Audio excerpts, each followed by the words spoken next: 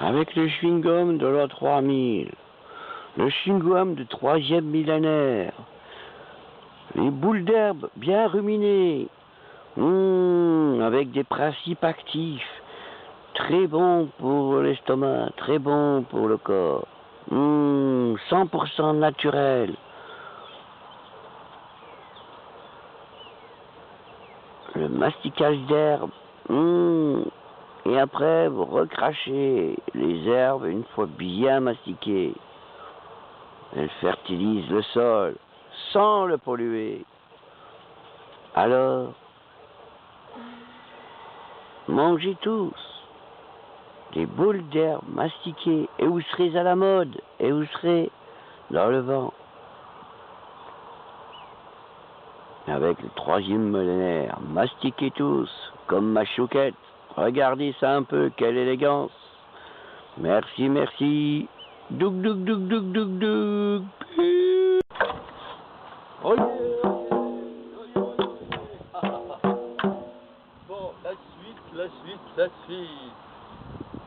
Eh ben, je vais t'arrêter, l'aigle bleu. Donc, l'aigle bleu, qui est mon soutien. L'aigle bleu, c'est celui qui va jusqu'au zénith, qui monte tout là-haut, tout là-haut, tout là-haut. Comme Icare qui montait jusqu'au soleil pour retrouver l'illumination. Et qu'on a dit non, faites pas comme Icare, n'allez pas tout là-haut, parce que tout là-haut, vous allez tomber ou vous faire mal. Alors pourquoi on disait de pas aller tout là-haut? Parce que là-haut on a la vision globale de l'ensemble du monde et de l'ensemble de l'univers. Donc quand on monte très haut, on voit tout. Et en plus avec l'œil perçant de l'aigle, je vois avec précision ce qu'il y a au sol. Donc imaginez un peu celui qui a le pouvoir de voir la vision globale et de voir avec précision dans ce monde tout ce qui cloche et tout ce qui ne va pas. Attention, là oui, il peut en prendre peur. Et atterrir très vite sur Terre, et puis dire non, je décolle plus, c'est bon, je deviens un mouton parce que je veux pas voir. Ben moi j'adore voir, et j'adore regarder ce qui cloche, et j'adore rigoler de ce qui cloche, parce que c'est rigolo, c'est rigolo de voir toutes ces petites fourmis qui vont et viennent dans tous les sens, et qui s'affolent, et qui savent même plus où elles en sont, et voilà, ouais. Donc j'adore les fourmis, j'adore regarder les fourmis, et j'adore regarder de là-haut les fourmis. Et après, je vais beaucoup plus haut parce que Jupiter est un aigle qui est encore beaucoup plus haut, qui voit encore beaucoup plus grand et qui voit encore plus précis ce qui se passe. Donc, si je retourne jusqu'au Soleil, je vois l'ensemble de l'univers et l'ensemble de ce qui s'y passe. C'est pour ça que je disais, je suis le Père Noël, parce que le Père Noël voit tout. Et oui, et c'est vrai. C'est vrai, il voit tout ce qui se passe dans son royaume. Si on peut parler de royaume, mais ça c'est terrestre, c'est pour les humains, pour que vous compreniez, que chacun comprenne ce qui se passe. En fait, sur Terre, nous devons comprendre que nous sommes des petites fourmis et que le Soleil, les planètes, c'est plutôt elles qui nous régissent, plutôt que nous qui les faisons agir. Bon, ça c'est peut-être la vision globale de l'infiniment petit à l'infiniment grand. Donc c'est merci de ce soutien et de l'avoir réveillé en moi et d'en avoir foi, tout comme la terre rouge et tout comme le soleil. Et j'ai comme défi de cet instant présent, défi de la vie, de ma vie en général et de toute ma vie, jusque là-haut, c'est la magie. La magie. Eh oui, donc de faire de la magie, de faire que ce monde comme je suis graine jaune, deviennent, en quelque sorte, j'embellis mon monde, j'éveille ma conscience et j'embellis mon monde avec cet éveil de conscience. Ça veut dire quoi? Ça veut dire que plus je fais ça pour moi, plus je le fais pour l'ensemble de l'univers et des univers. Pour quelle raison? Eh bien parce que les milliards de personnes qui sont sur Terre aujourd'hui, les milliards de plantes, d'arbres et d'animaux, et tout ce qui existe, et les étoiles et les planètes, c'est mes cellules. D'accord? Toutes mes cellules. Eh oui. Et donc, quand je perçois des informations, quelles qu'elles soient, poum, je les fais venir là, dans mon mémoire vive, et après, ploum, je diffuse l'information dans toutes mes cellules. Ce qui fait que je diffuse l'information dans l'univers et dans tous les univers en même temps. Bien sûr, il y a un gros problème. C'est que les humains arrivent à couper les informations. Parce que là, ils ont un programme qui permet que poup, ça passe pas. Ou ça passe là, et puis c'est rejeté. Ça fait zoom, zoom. Et oui, ils ont mis une parabole anti-information. C'est-à-dire que au lieu de capter ce qui vient de l'univers, eh ben, ils le rejettent. Donc il reste là le roi de ceux qui savent tout, hein, donc les intellects qui savent tout, et donc c'est nous qui avons raison, c'est nous qui machin, c'est nous qui et c'est nous qui allons aller sur les planètes pour les mater un peu, hein, parce qu'ils font un peu trop le zouave là-haut, donc on va aller s'installer là-haut pour les maîtriser, comme on a maîtrisé la Terre, hein. Donc voilà.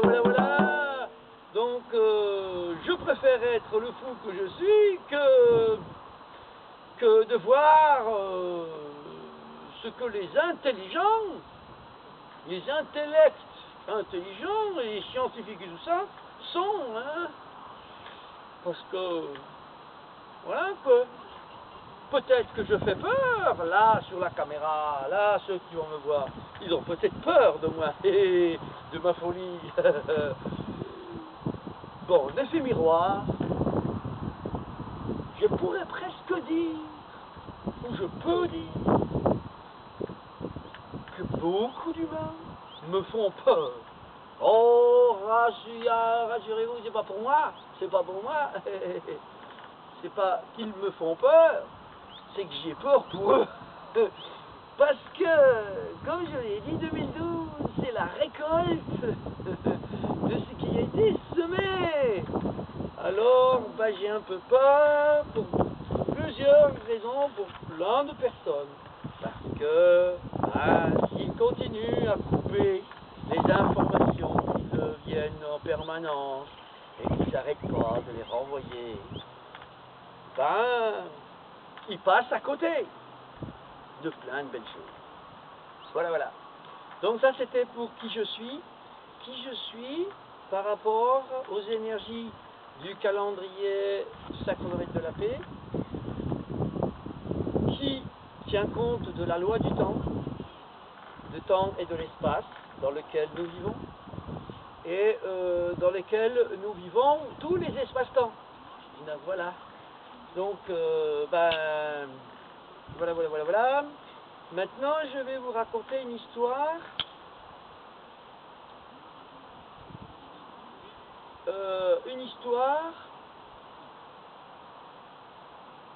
Une histoire. Ah, eh bien laquelle? Parce que j'en ai tellement. Il faut que j'aille chercher dans un tiroir. Quelle histoire je vais vous raconter, hein? Parce que je travaille. Enfin, je travaille. Non, je travaille pas. Je travaille plus, moi. Non. C'est fini. Le mot travail, je l'ai enlevé. Alors, je vais dire que je vis, j'existe. Voilà. Donc, ah oui, ce que je pouvais dire aussi, si, je vais vous raconter un peu ça. c'est que aujourd'hui, j'entends à la radio, parce que la radio, puis c'est bien mieux, parce que comme ça fait travailler mon imaginaire. Si j'avais les images qu'on m'attraque, en plus qu'on m'impose de voir, peut-être que ça n'aurait pas le même effet. Alors que là, la radio, ça rentre par là, et comme là, il n'y a rien qui rentre par rapport à ce que j'entends, et ben, je vais chercher des images, des choses qu'il y a dans cet univers. Et là, poum, poum, poum, je regarde ce que l'on me dit. Et quand je regarde ce que l'on me dit, j'entends ce qui est dit. Donc ce qui est dit n'est pas forcément ce qui est dit. Parce que ce qu'ils veulent dire dans une intention de manipulation ou de influencer, et bien du fait que moi j'entends sans avoir besoin d'être influencé ou d'être convaincu, parce que je fais confiance aujourd'hui à ce que je suis, à ce que je capte, à ce que je synthétise.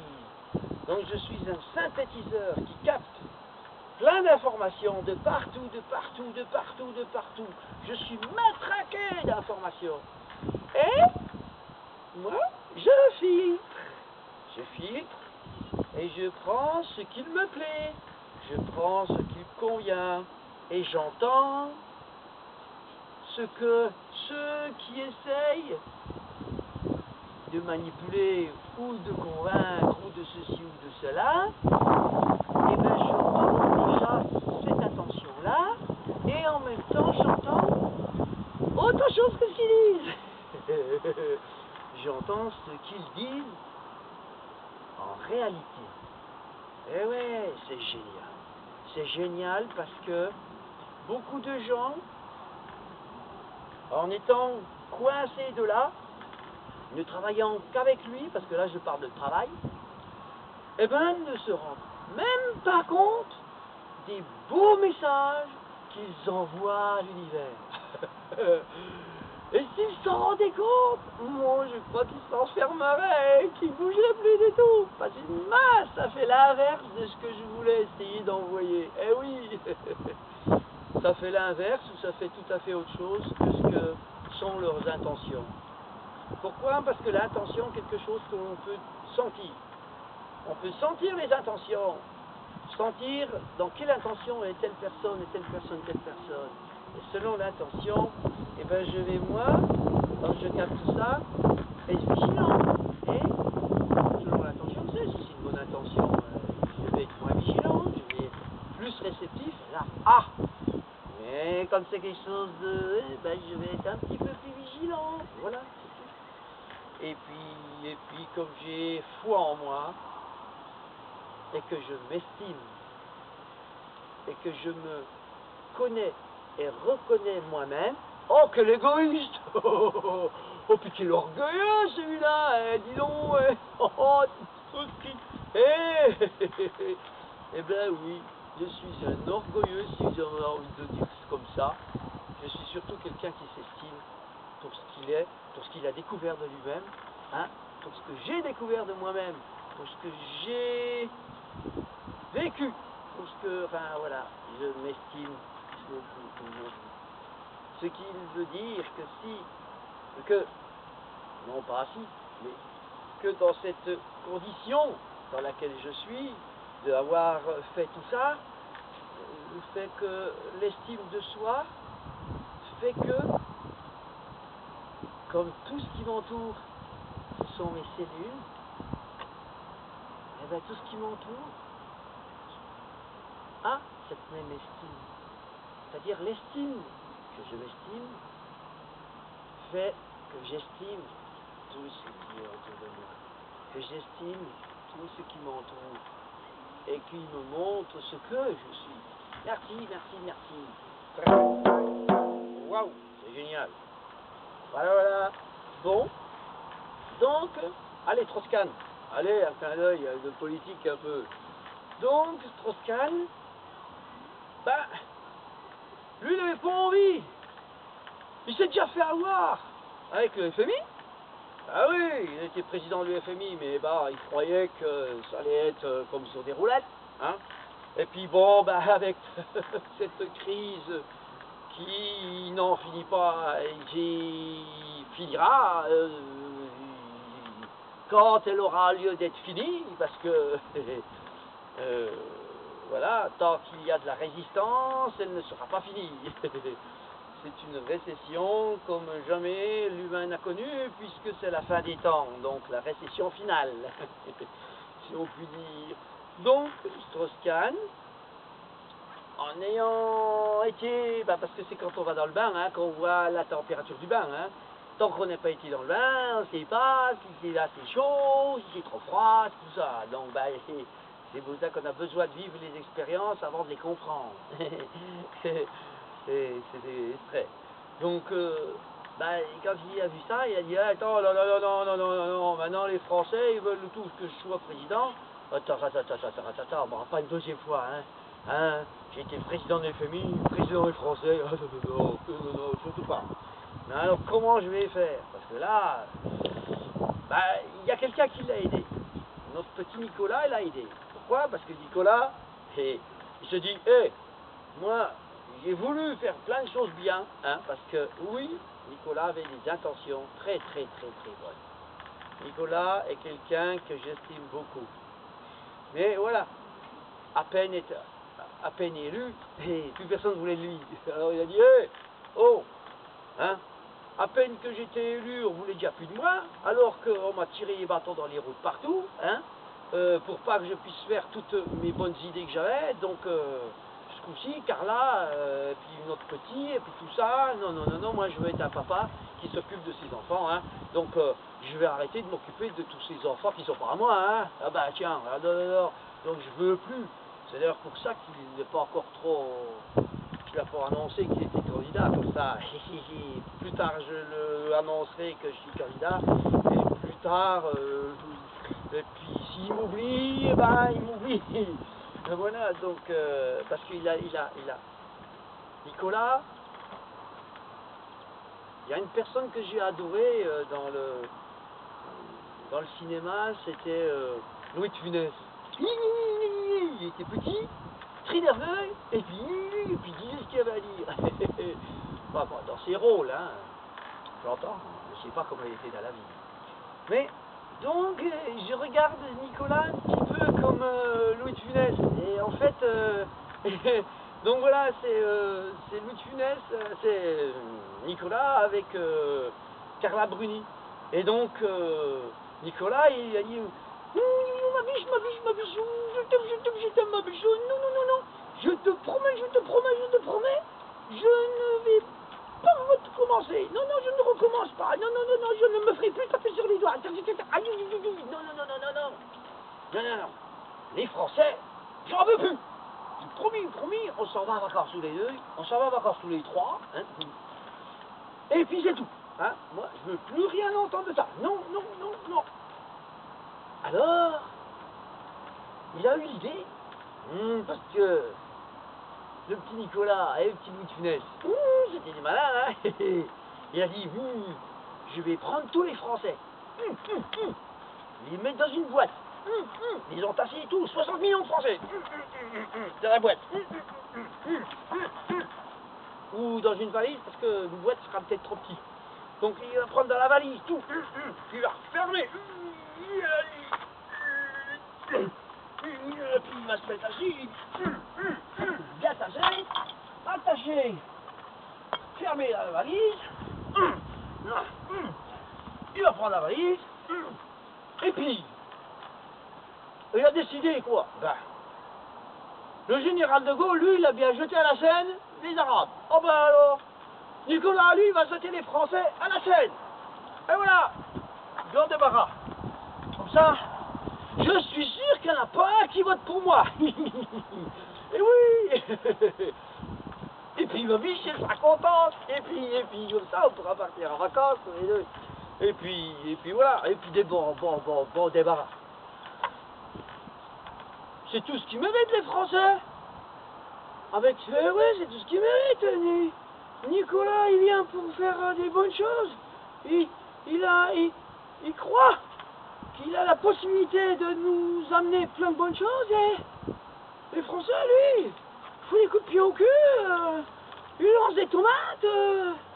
Attends, si moi je vais sur scène, et puis qu'on me lance des tomates, je préfère être devant une caméra. Et puis comme ça, la caméra ne me lance pas de tomates. Et puis après, vous en faites ce que vous voulez, hein. Si vous avez envie de lancer sur votre télé des tomates, allez-y, hein. Vous ne ferez pas sur moi. C'est l'avantage du film. Je suis malin, hein. Donc, pour en revenir à Nicolas, donc il a envoyé tous ces Français. Ah, il y avait Strauss-Kahn dedans, hein. Il a mis Strauss-Kahn avec, hein. Bah oui, surtout Strauss-Kahn. Donc voilà, il est tout envoyé à la Seine. Et voilà, ce qui s'est passé, bah, je parlerai de Strauss-Kahn après parce qu'il est parti à la valise. Alors bah, je vais parler un peu de Nicolas, parce que bah, c'est là, je suis parti sur Nicolas maintenant. Donc, qui ne savait pas Nicolas? Ah ouais, parce que l'histoire se répète, hein.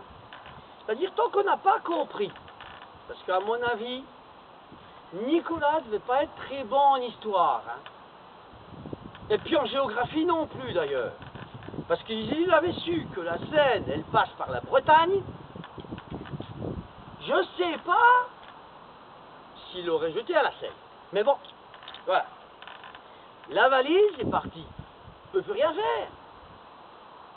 Où elle arrive? Bah, normalement dans l'Atlantique. Mais avant l'Atlantique, et puis dans la Manche, oui, hein. Mais avant d'arriver là-bas, il y a la Bretagne. Non, il n'y a pas la Bretagne, mais il y a la Normandie. Mais les Normands, ils sont bien copains avec les Bretons. Bon alors, et puis il y en avait un qui était un Breton qui était en vacances. Mais non, du moins une Bretonne qui était en vacances en Normandie. Bah, puis c'était qui? Ben, c'était Marine. Marine, elle était là-bas en train de parler avec les ouvriers, elle était en train de leur dire qu'elle allait faire plein de choses et tout. Bon, parce que c'est vrai que Nicolas il avait réussi avec la boîte, sauf quelques irréductibles. Des irréductibles bretons gaulois, là. Vous savez, là, un peu comme Astérix ou Obélix, quoi. Et donc, bah, vous n'avez qu'à regarder les dessins animés d'Astérix Obélix, vous comprendrez un peu de quoi je parle. Hein. Et puis, pour ceux qui ne connaissent pas, et puis, donc Marine, et ben Marine, je vais vous dire ce qui c'est. Marine, c'est Mimine. C'est Mimine, la femme du chef, gaulois. Et puis, ben, Jean-Marie Le Pen, ben, c'est pas son papa, là, pour le coup. Plutôt, ça serait le chef, ça serait son mari. Bon, voilà, hein, là, ça, avec les générations, tout ça a changé. Dug. La nature a besoin que nous la laissions pousser, que nous laissions pousser les arbres, plutôt que de contrôler la nature et de couper tous les arbres. Voilà ce qui arrive, les tas de vignes et les tas d'arbres qui sont coupés parce qu'ils sont dérangeants. Oh là là, la nature dérange. Et voilà ce que l'on en fait. Alors, je vous en supplie, pour l'an 3000, le troisième millénaire, replantons de beaux arbres comme ceci. Replantons des arbres comme ceci.